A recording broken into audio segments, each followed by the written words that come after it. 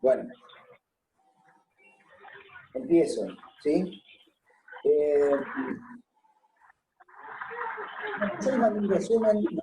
En donde, en ese resumen les comentaba un poco acerca de la teoría de Vygotsky, algo que ya hemos estado hablando, ¿no?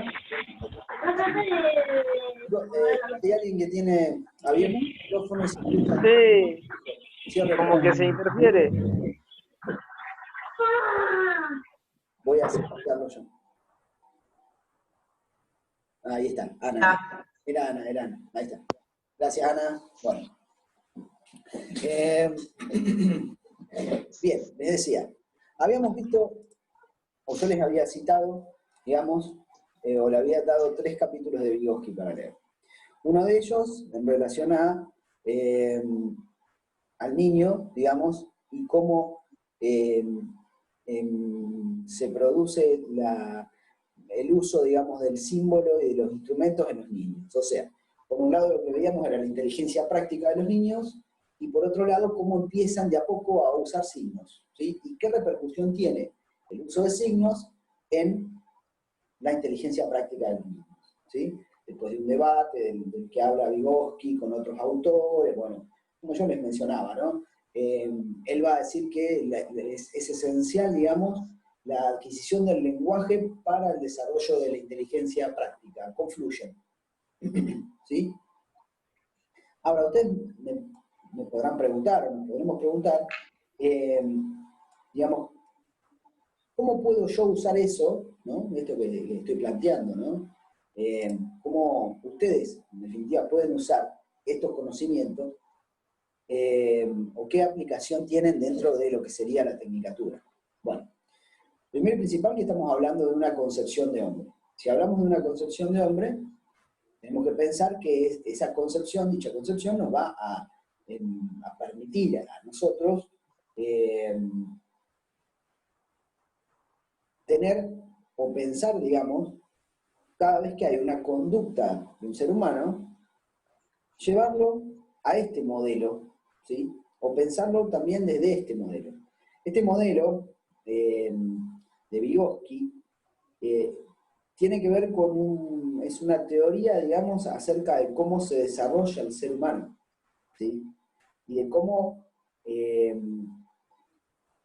aquellos temas que trabajaron los sistemas conductistas, gestálticos, por ejemplo, en el comienzo de la psicología, digamos, de los sistemas psicológicos, cómo son retomados por este autor, cómo dialoga con ellos y cómo nos transmite una visión un poco más compleja del ser humano, ¿sí? Si nosotros pensamos a una persona, tratamos de entender su conducta y tratamos de entender principalmente en qué situación lo van a plantear ustedes, en una situación de trabajo, ¿sí? En una situación de trabajo en donde las personas tienen distintos tipos de conducta, ya lo veremos a nivel organizacional qué significa eso. Pero, a nivel de lo que es un ser humano en general, ¿sí? A nivel de lo que es lo que ustedes pueden entender como cómo llamar la atención de una persona, de qué ve una persona, qué percibe. Cuando ustedes tienen que transmitir algo, esas funciones psicológicas, esos procesos psicológicos, son muy importantes. Son importantes en el sentido de, o sea, de decir, ¿para qué me va a servir, ¿sí?, esta concepción de lo que es la atención? Y yo me paro desde, no sé, desde el conductismo. ¿Qué puedo pensar? ¿Sí? Yo a veces les di un trabajito ahí para pensar las aplicaciones del condicionamiento clásico y operante en el conductismo. Si me paro desde el punto de vista conductista, o por lo menos, a ver, ustedes supongan que van a trabajar, ¿no?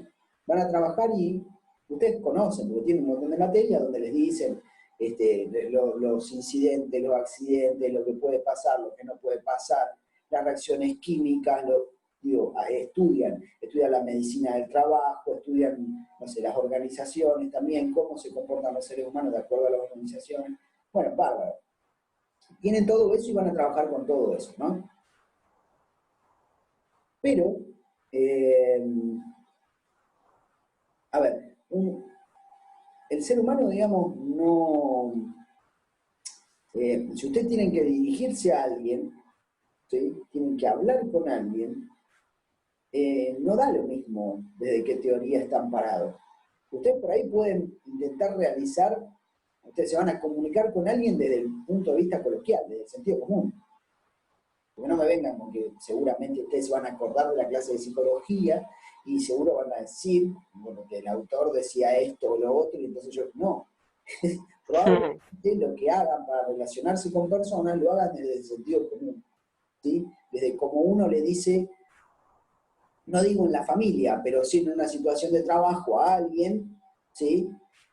Bueno, a ver, los riesgos son estos, pasa tal cosa, pasa tal otra, vamos a organizar el trabajo, ustedes van a usar tales elementos de seguridad porque los riesgos son tales, y bueno, ni que hablar de, bueno, y ahí está, y ahí se termina, ¿no? La cosa.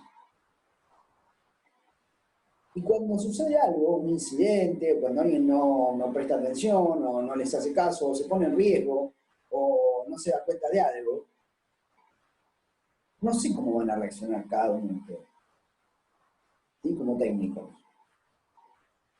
Quiero decir, ¿cómo van a pensar esa relación que ustedes tienen con ese trabajador, o con ese grupo de trabajadores?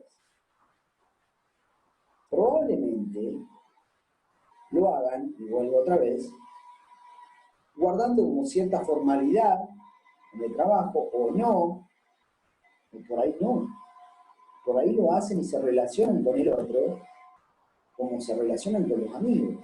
No sé. Seguramente lo van a hacer desde sus formas de ser, ¿sí? Desde sus creencias, desde sus puntos de vista, y van a suponer algo acerca de la otra persona, del otro humano.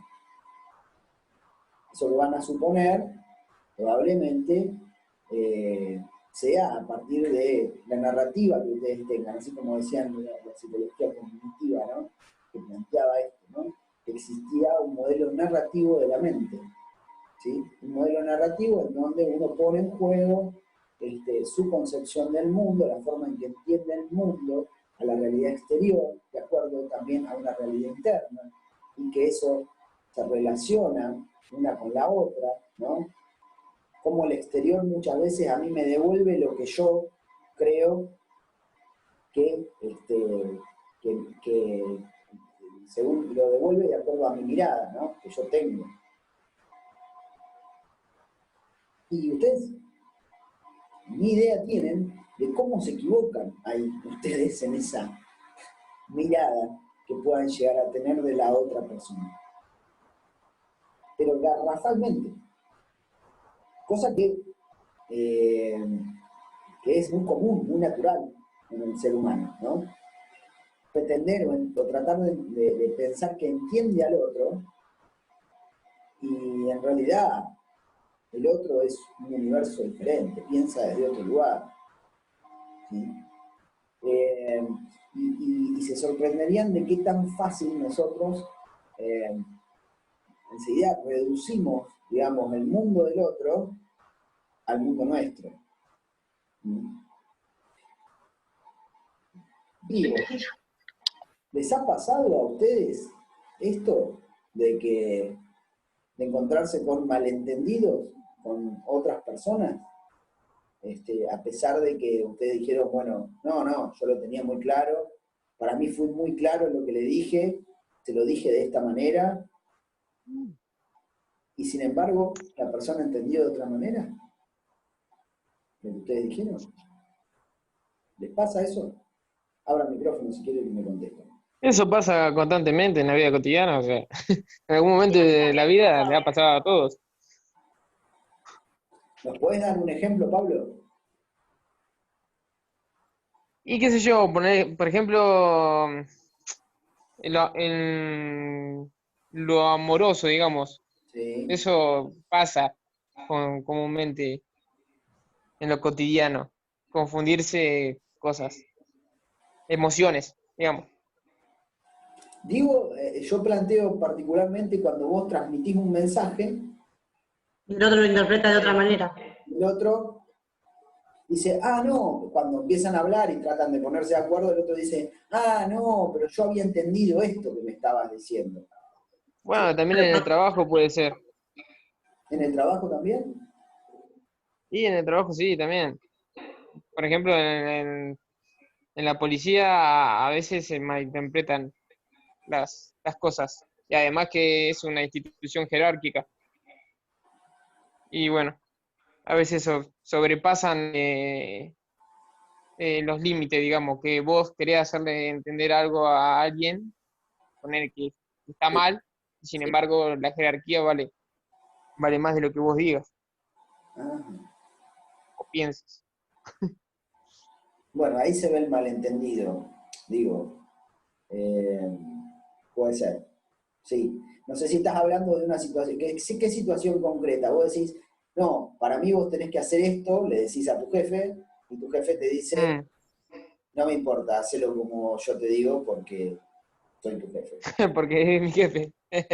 Y si no voy a recibir una sanción. Sí, es cierto eso que vos decís, hay que tener en cuenta las instituciones y las características que tienen de manejo en el poder de esas instituciones, porque es muy importante. ¿Sí?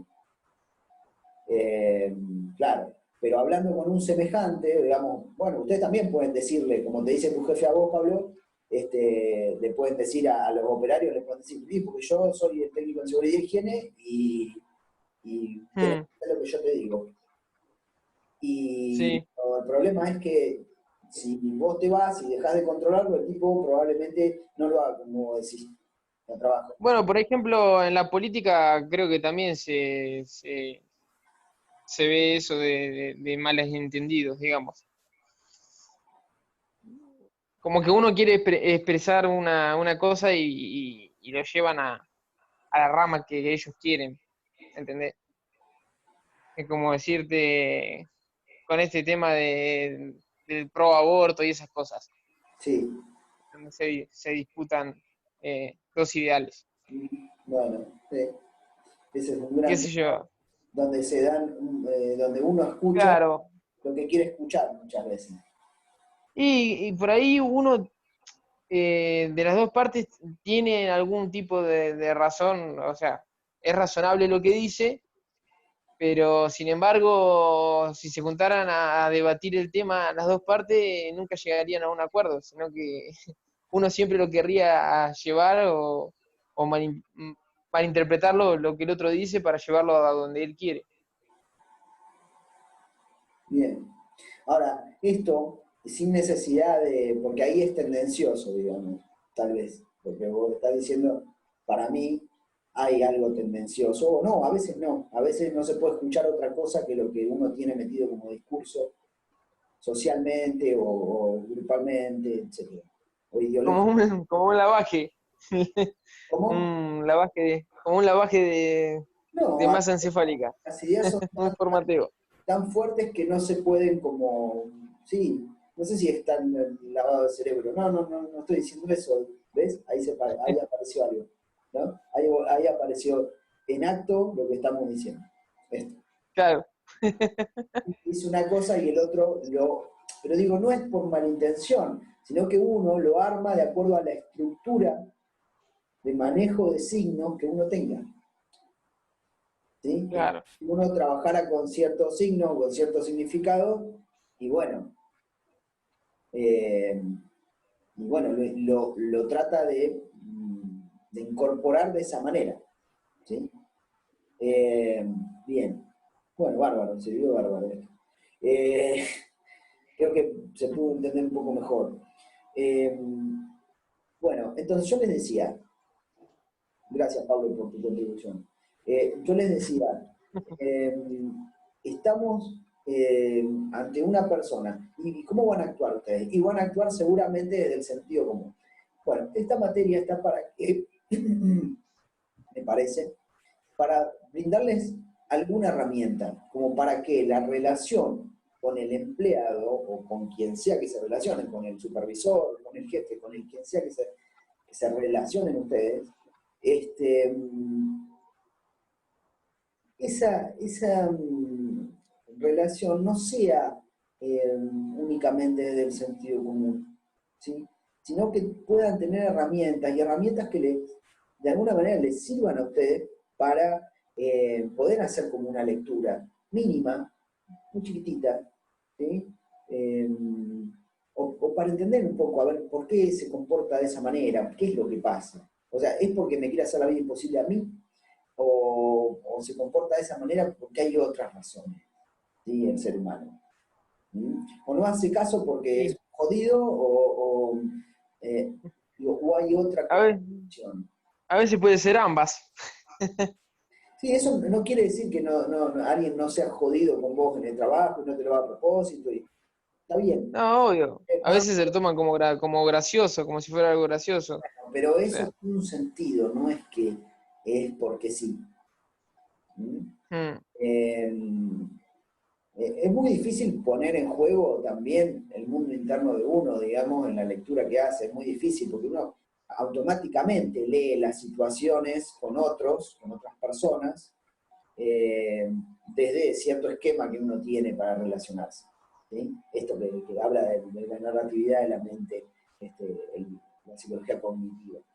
Eh, Sin duda eso está, ¿sí? Y es muy difícil sacárselo para ir a trabajar, ¿no? Eso está en las relaciones que se arman con las personas. Pero si nosotros nos ponemos a pensar también cuestiones relacionadas a, eh, yo les decía, también es importante pensar qué temas desde Vygotsky, qué temas nos permite pensar Vygotsky. Y el tema que les decía yo, la atención, la percepción, ¿sí? La memoria, el mm. lenguaje, el pensamiento. ¿Mm? Él nos plantea un modelo en donde el lenguaje y el pensamiento no son facultades que brotan naturalmente en el ser humano. Eso lo pueden ver, aunque tal vez no es tan evidente, porque Vygotsky plantea algo como va a otro punto, digamos, en el capítulo, pero igual lo demuestra. Lo que va a mostrar es cómo nosotros en la adquisición de los signos, ¿sí? De los símbolos, de los signos, del lenguaje, nos servimos de un plano que se llama plano interpsicológico. El plano interpsicológico, y él lo plantea claramente en un ejemplo que él da en el capítulo 4, no sé si llegaron a leerlo, pero él da un ejemplo de un bebé y el gesto de señalar. Mm. Y ahí, ese es el modelo que él toma, ¿sí? Para pensar cómo nosotros adquirimos no solamente, a ver, si hablamos de la memoria, de la atención, ¿sí? O de la percepción, nosotros podemos ahí ir hasta Descartes, que lo dejamos ahí medio abandonado a Descartes, que decía que el ser humano tiene un cuerpo, ¿sí? Una res extensa, y que a través del cuerpo las percepciones no llegan y las captamos a partir de los sentidos, ¿no? Eso decía Descartes. Eh, Esto lo sostienen todas las otras psicologías porque les interesa generalmente lo mental y eso lo dejan sin discutir las psicologías, ¿no? La cuestión de los sentidos. Pero sí se van a meter con el tema de la percepción, de cómo percibimos, ¿sí? Eso es lo que hacía la Gestalt, como les nombré, como vimos un poquito. Bueno, la Gestalt también Mm. hablaba de esto de la percepción. Eh, Bien, entonces yo les decía, eh, para Vygotsky, ¿no? Nosotros, como seres humanos, ¿sí? Tenemos un cuerpo. Ese cuerpo, ¿sí? Que consta nos permite captar información del mundo o estímulos del mundo a partir de los sentidos, ¿sí? ese cuerpo también, de alguna manera, neurológicamente, también viene dotado de ciertos procesos psicológicos elementales que compartimos con los animales. Los animales también los tienen. ¿Cuáles son esos procesos psicológicos? Yo les decía, son la atención, ¿sí? Esto de prestar atención a un estímulo, por ejemplo, la percepción, cosa que también los animales tienen, no las plantas, sí los animales. No sé las plantas, la verdad no sé. Pero me meto en un capítulo raro. Ya no iríamos de tema. No vayamos al tema. Los animales tienen percepción también, sí. Los perros ven, huelen, oyen, Sí. etcétera, etcétera. ¿Sí? Captan el mundo a partir de los sentidos. Bueno, nosotros también. Nosotros nacemos con eso. Se empieza a desarrollar y empieza a madurar la percepción, la atención, y lo pueden ver en un bebé, ¿no? En un bebé ustedes ven que en los primeros tiempos no está bien desarrollado eso, es necesario que se vaya con la experiencia, más lo que el niño trae, ¿sí? Que se vaya desarrollando. Es necesario que eso se vaya desarrollando. Entonces, al irse desarrollando, ¿no? Esto nos permite un desarrollo parecido, podríamos decir, al de los animales. ¿Sí? Pero, y ahí volvemos otra vez a la definición del ser humano, ¿se acuerdan que habíamos dicho nosotros que el ser humano es un deficiente instintivo o hay un grado de prematuración muy grande en el ser humano? ¿Qué es esto de que nace? ¿Qué quiero decir con prematuración? Nace y no se puede valer por sí mismo. ¿Sí? No se puede valer. Claro, como los animales. Exacto. No, exacto, muy bien. Marianela, ¿dijiste? Sí. Muy bien. Claro, los animales sí se valen por sí mismos, en cambio, el ser humano no. Bueno, entonces, ahí es donde se inserta la cultura, ¿sí? Porque si no, no sobrevivimos. Si no está la cultura, es lo que nos viene a ayudar, a auxiliar, no sobrevivimos. Probablemente muy poquito sobreviviríamos a eso. Bueno, ese otro que viene ahí ya nos introduce la cultura, ¿sí? ¿Qué quiere decir la cultura? Cuando hablo de cultura estoy hablando no de la percepción, de la atención, de la memoria, porque eso, por más de que nos quedáramos solos, se seguiría desarrollando hasta cierto punto, ¿sí? Como se desarrollan los animales, solos, naturalmente. En cambio, nosotros, como somos humanos y tenemos la cultura, ¿qué sucede? Enseguida aparece la influencia, podemos decir, de los otros seres humanos. Claro, es como que dependemos de otro hasta cierta edad. Pero los otros son parte de la cultura. Al ser parte de la Claro, cultura, el desarrollo. claro, no es que una madre viene y el nene llora y agarra, le da la teta y listo, ya está. Ni lo mira, no le dice nada. No No, pasa eso. ¿Qué pasa? educación. Y probablemente, claro, empiece a hablarle al nene, a acariciarlo, bueno, digo, Claro, Diferentes percepción, estímulos. observación. Ahí se ven. sí, pero más que nada, ¿saben qué? El lenguaje. Nosotros, una madre, al bebé, lo piensa, incluso lo piensa demasiado, lo piensa mucho la madre, ¿no? Y dice, uy, ahora está Buenas. angustiado, uy, hola Fer, ahora está angustiado, ahora le pasa esto, ahora le pasa lo otro, y el bebé no tiene la más puta idea de lo que pasa. Claro, no entiende. ¿Sí? Pero ahí ya se empieza a transmitir, ¿sí? Algo de la cultura. Empieza a transmitir el lenguaje, ¿sí? Ahora, el niño no lo adquiere enseguida el lenguaje, ¿sí? Si no, si lo adquiriera enseguida, le hablaríamos a un niño y el niño enseguida respondería y sería todo fantástico. Pero no. Un niño superdotado. No funciona así. Necesita mucho tiempo, ¿no? Para que se vaya desarrollando eso, lo vemos en el trabajo de Vygotsky. El tema es que cuando se introduce esto, y la cultura, cuando se introduce el lenguaje en la vida del niño, perdón, acá alguien escribió. Yamila no está escuchando bien. Bueno, esperemos que la grabación sea buena, así puede... Bueno, acceder a ella. Bueno, Sí, sí, después yo reviso la grabación. Lo que se me escucha entrecortado. bueno. Bueno, bueno, si no estás escuchando ni entendiendo nada, Yamila, podés no perder el tiempo tratando de entenderme o preguntarme si querés algo y después ver el video como vos quieras. No es tan... No, algo leí, es como que voy uniendo todo.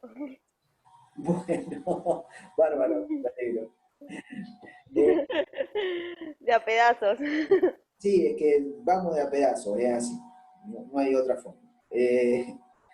Bueno, entonces yo le decía, volviendo un poco atrás a la definición de ser humano, pero retomando lo de Vygotsky, lo que vemos es que la madre o cualquier otro ser humano, no tiene que ser la madre, introduce el lenguaje, ¿sí? En el niño.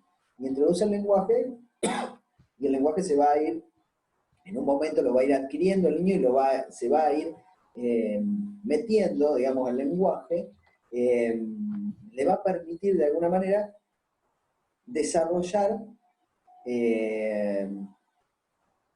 otro tipo de vínculo, ¿sí? Con los otros, con su medio social y con el ambiente, ¿sí? Y de esa manera, y recuerden este capítulo 2 que hablábamos, ¿no? Sobre la atención y la percepción, cómo la atención y la percepción, a partir de la entrada del lenguaje, se modifican en el ser humano, ¿sí?